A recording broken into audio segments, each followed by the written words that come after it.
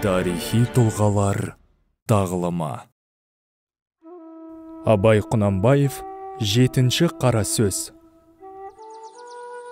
Жас бала анадан туғанда екі түрлі мінезбен туады. Біреуі ішсем, жесем, ұйықтасам деп тұрады.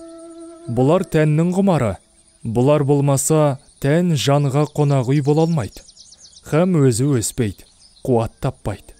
Біреуі білсем екен демеклік.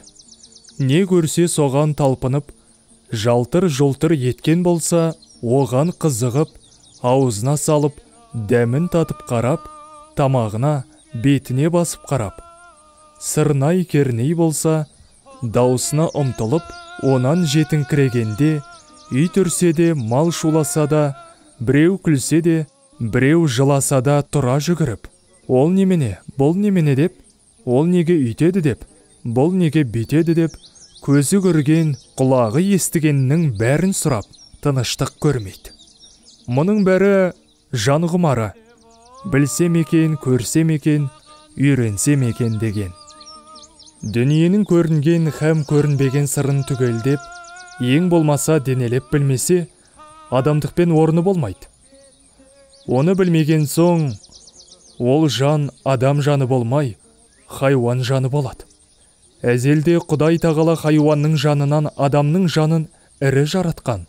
Сол әсерін көрсетіп жаратқаны, сол қуат жетпеген, ми толмаған, ессіз бала күндегі бұл немене, ол немене деп, бір нәрсені сұрап білсем екен дегенде, ұйқы тамақта есімізден шығып кететұғын құмарлығымызды, ер жеткен соң, ақыл кіргенде орнын тауып, ізденіп, кісісін тауып сұранып, ғылым тапқандардың жолына неге салмайды екеміз? Сол өрістетіп, өрісімізді ұзартып, құмарланып жиған қазынамызды көбейтсек керек. Бұл жанның тамағы еді. Тәннен жан артық еді. Тәнді жанға бас ұрғысыз керек еді. Жоқ, біз олай қылмадық. Ұзақтай шулап, қарғадай барқылдап, ауылдағы боқтықтан ұзамадық. Жан бізді жас күнімізде билеп жүр екен. Ер жеткен соң, күш енген соң, оған билетпедік. Жанды тәнге бас ұрғыздық. Еш нәрсеге көңілменен қарамадық. Көзбен де жақсы қарамадық. Көңіл айтып тұрса сенбедік. Көзбен көрген нәрсенің де сыртын көргенге ақ тойдық. Сырын қалай болады деп көңілге салмадық. Оны білмеген кісінің несі кетіпті дейміз. Біреу кеткенін айтса да ұқпаймыз. Біреу ақыл айтса, ой Тәңір-ай, кімнен кім артық дейсің, дейміз. Артығын білмейміз. Айтып тұрса, ұқпаймыз. Көкіректе сәуле жоқ, көңілде сенім жоқ.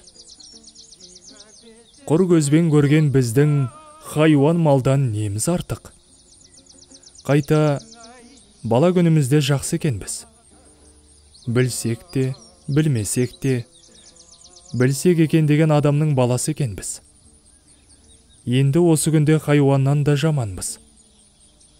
Хайуан білмейді, білемін деп те таласпайды.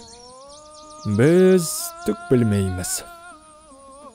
Бізде білеміз деп надандығымызды білімділікке бермей таласқанда, өлер тірілерімізді білмей, күре тамырымызды адырайтып кетеміз.